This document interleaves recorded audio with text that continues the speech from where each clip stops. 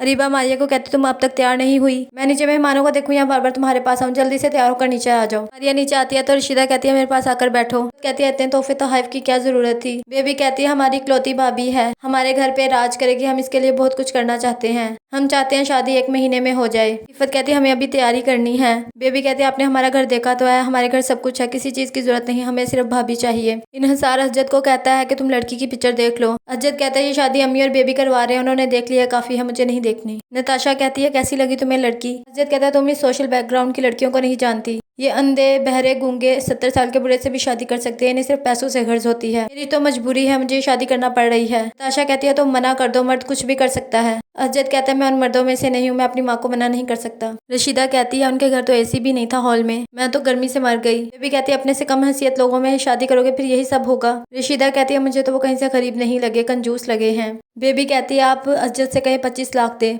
अब हमारा इकलौता भाई है, अच्छी बरी बनाऊंगी मैं। जेवरात का क्या करना है। रशीदा कहती मेरे जेवरात है ना, बस उन्हीं को पॉलिश करवा लेना। रेहान अपनी अम्मी को कहता है मेरे एक दोस्त ने अपने बहनोई को अशरफी दी है सोने की, मैं अब इस्लामी में अशरफी ही दूंगा। वह कहती है सोने की अशरफी देने की क्या जरूरत है, उसका क्या करेंगे वो लोग। रेहान कहता है मारिया के काम आ जाएगी, वो रख लेगी। और फर्नीचर और इलेक्ट्रॉनिक्स हर चीज दूंगा मैं अपनी बहन को। वह को अंदर ही अंदर बहुत गुस्सा आता है। बेबी सस्ते बाजारों से बरी खरीदती है और बहुत ही लो क्वालिटी की होती है वो। मारिया मेहंदी के लिए तैयार होती है तो उसकी अम्मी कहती है बहुत प्यारी लग रही हो, तुम्हारे अब्बू जिंदा होते तो तुम्हें देखते बहुत खुश होते, मेरी दुआएं तुम्हारे साथ है, तुम हमेशा खुश रहोगी। निगत मारिया की शादी पर आती है और इफ़त को सरप्राइज देती है और बाकी सबको भी। रीबा कहती है आप लोग आ रहे तो मुझे बताया क्यों नहीं। रेहान कहता है मैंने मना किया था कि सबको सरप्राइज देंगे। निगत कहती है मेरी बेटी ने आपका घर अच्छे से संभाला हुआ है ना। इफ़त चुप कर जाती है और कहती है रेहान ने शादी का इंतजाम बहुत अच्छे से किया है। रीबा रेहान को कहती है खाला अम्मी ने मेरे लिए एक लफ्ज नहीं बोला। रेहान कहता है प्लीज आज के दिन अपना मूड मत ऑफ करो। रीबा बेबी को कहती है आप अजद भाई को बुला ले, मेहंदी की रस्में करनी है। अजद जब बेबी के साथ बैठता है तो सारी औरतें कहती हैं इफ़त बहन ने ये क्या किया मारिया के साथ, लड़का इतनी बड़ी उम्र का है और मारिया इतनी छोटी है, पता नहीं क्या देखा है इन लोगों ने। अजद ये सारी बातें सुनता है तो कहता है बेबी को मैं जा रहा हूँ यहाँ से। तो उसकी अम्मी कहती है नहीं बैठो और रस्में करवाओ।